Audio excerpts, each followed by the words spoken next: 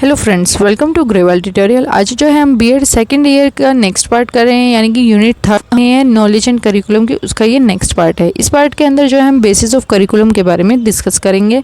आइए अब हम जो है स्टार्ट करते हैं।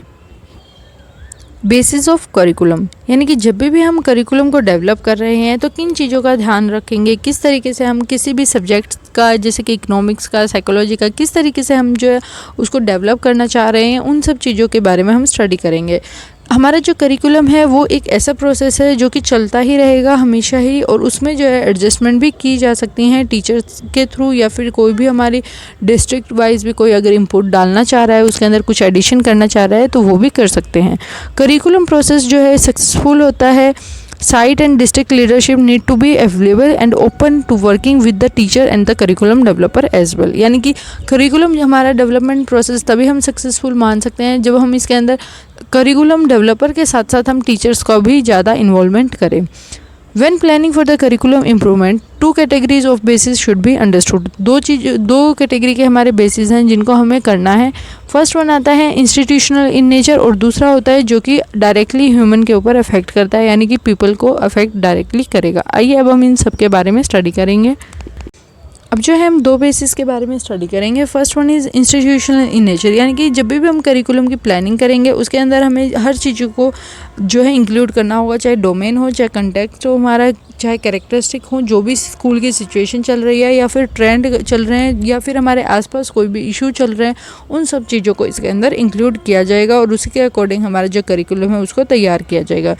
नेक्स्ट आता है दैट अफेक्ट पीपल डायरेक्टली, यानी कि जो डायरेक्टली पीपल्स के ऊपर इफेक्ट कर रहा है वो क्या है, दोज बेसिस जो कि डायरेक्टली अफेक्ट कर रहे हैं स्टूडेंट को, टीचर को, या लोकल कोई भी है उन, या फिर हमारा जो डेवलपर हैं जो कि बना रहे हैं उसको, या फिर कोई प्लानर है या प्रेशर है कोई भी स्कूल का इनसाइड आउटसाइड, इन सब चीज़ों को जो है ध्यान में रखते हुए ही हम करिकुलम को डेवलप करेंगे। अब हम कुछ बेसिस के बारे में डिस्कस करेंगे। First one is philosophical base of curriculum. Philosophical education जो होगी, एजुकेशनल फिलोसफी जो होगी उसको हम डायरेक्टली इंक्लूड करेंगे, चाहे प्लानिंग करें हम, चाहे डिज़ाइनिंग, चाहे इम्प्लीमेंटेशन, यानी कि कोई भी हम प्रोसेस कर रहे हैं इसको हमें एजुकेशनल फिलोसफी को हम इंक्लूड करेंगे जब भी हम करिकुलम डेवलप कर रहे हैं। ये जो है इन्फ्लुएंस करेगी ज़्यादा एक्सटेंड तक, यानी कि ग्रेट एक्सटेंड तक ये इन्फ्लुएंस करेगी डायरेक्शन ऑफ द स्कूल, कि किस डायरेक्शन में हमें स्कूल को लेके जाना है, किस डायरेक्शन में हमें स्टेट को लेके जाना है, और किस तरीके से हमें करिकुलम और इंस्ट्रक्शन को डेवलप करना है। Philosophy guide to use the diversity of instructional style as a way of meeting a diversity of the children learning style. अब हमारे जो विभिन्न प्रकार के इंस्ट्रक्शनल स्टाइल्स हैं, यानी कि जैसे कि कोई लेक्चर मेथड से पढ़ सकता है, कोई जो है हमारा रिटन मेथड से पढ़ता है, यानी कि उसको राइट करके ही दोगे वो तभी पढ़ सकता है, कोई जो है बोल कर लर्न कर सकता है, यानी कि हमारे इंस्ट्रक्शन के स्टाइल अलग अलग है। किसी को हम डांट कर पढ़ा सकते हैं, किसी को अच्छे तरीके से प्यार से समझ सकता है वो इंसान।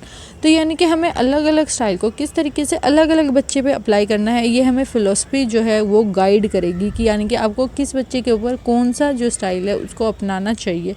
और इसीलिए करिकुलम के अंदर जो है एजुकेशनल फ़िलोसफी के अंदर, चाहे हम प्लानिंग डेवलप करिकुलम को चाहे प्लान करें, डिज़ाइन करें या इम्प्लीमेंट करें, इसका चीज़ का ध्यान हमेशा रखा जाएगा।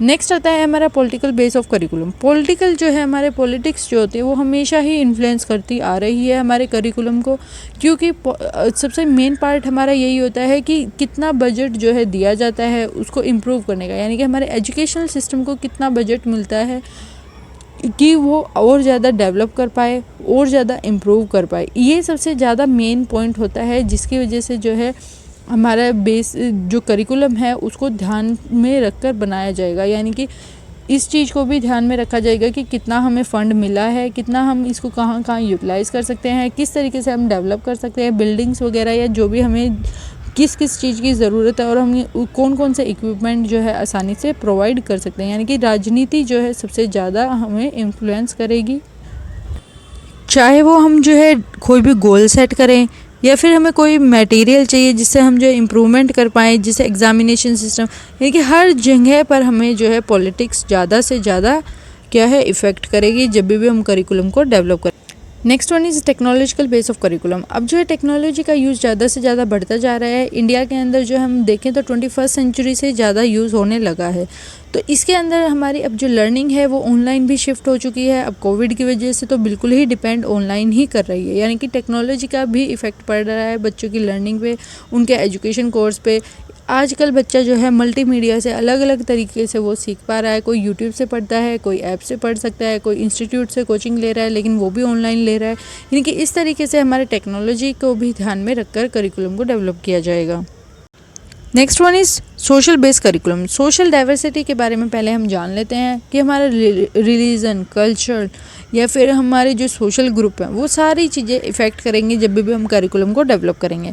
अब रिलीजन क्या है, कोई भी हिंदू हो सकता है, मुस्लिम हो सकता है, या कोई और धर्म हो सकता है, जो भी हो सकते हैं। नेक्स्ट आता है हमारा कल्चर।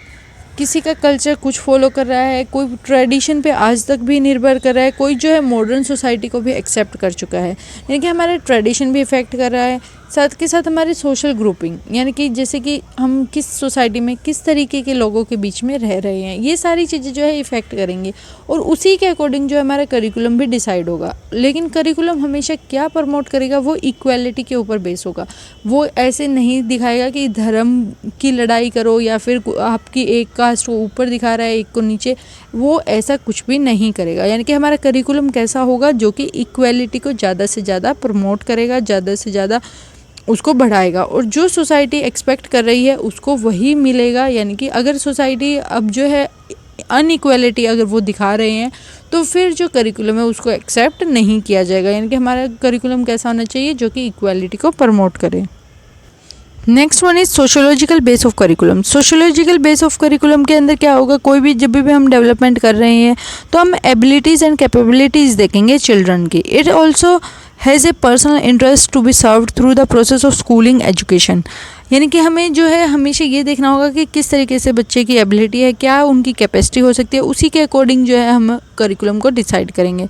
जब भी हम करिकुलम को डिसाइड करेंगे तो वो ये चीज़ें भी ध्यान में हम रखेंगे, carry out changes in the behaviour of the student as per the need and the demand of the society. यानी कि जैसे जैसे हम डेवलपमेंट कर रहे हैं तो अगर बच्चे के बिहेवियर और जो हमारी सोसाइटी की डिमांड है उसके अकॉर्डिंग हमें करिकुलम को सेट करना पड़ेगा to make an education as an agent and instrument of the social changes and progress. हमें करिकुलम इस तरीके का बनाना होगा जिसके अंदर जो है एक इंस्ट्रूमेंट की तरह काम करेगा वो, और जो सोसाइटी के अंदर है वो चेंजेस आएंगे। यानी कि और ज़्यादा से ज़्यादा हम प्रोग्रेस कर पाएंगे। हम कुछ बदलना चाहते हैं तो कुछ बदलाव आ सकते हैं।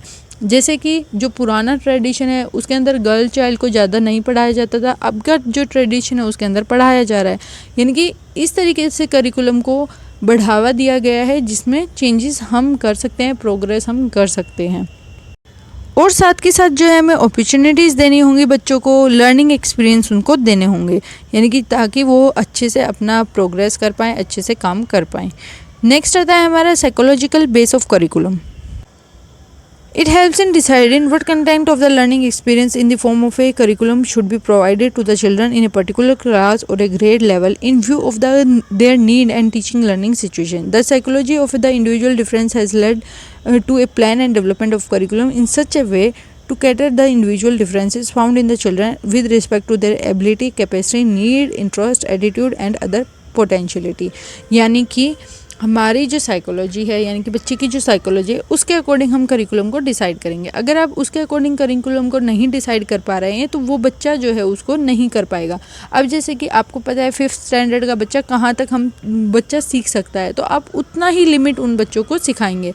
अगर आप उसको ओवर सिखा देंगे तो वो उसको ज़्यादा अचीव नहीं कर पाएगा, या फिर आप उसको कम सिखा रहे हैं उस लेवल से तो वो जो है उस बच्चे का लॉस हो रहा है। तो यानी कि करिकुलम जो है हमारी जो स्टूडेंट हैं उनकी कैपेसिटी, एबिलिटी वगैरह के अकॉर्डिंग ही सेट होना चाहिए।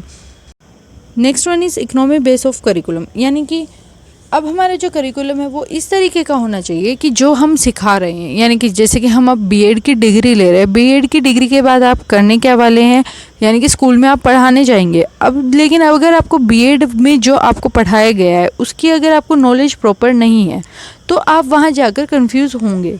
तो यानी कि हमें पढ़ाना इस तरीके से है बच्चे को ताकि वो आगे जाके प्रॉफिट गेन करा सके सोसाइटी को और जो कंट्री है उसको और ज़्यादा आगे बढ़ने में हेल्प कर सके। तो इसीलिए जो करिकुलम है उसके अंदर सारी चीज़ें इस प्रकार से होनी चाहिए जिससे जो है बच्चे ईज़िली लर्न कर पाएँ और नेशन को जो है आगे बढ़ने में मदद कर सकें। बेसिस ऑफ करिकुलम टॉपिक हमारा कंप्लीट होता है। होप सो आपको समझ आया होगा। अगर आपको कोई भी डाउट है तो मुझे कमेंट में ज़रूर पूछें और ज़्यादा से ज़्यादा शेयर करें। Thanks for watching.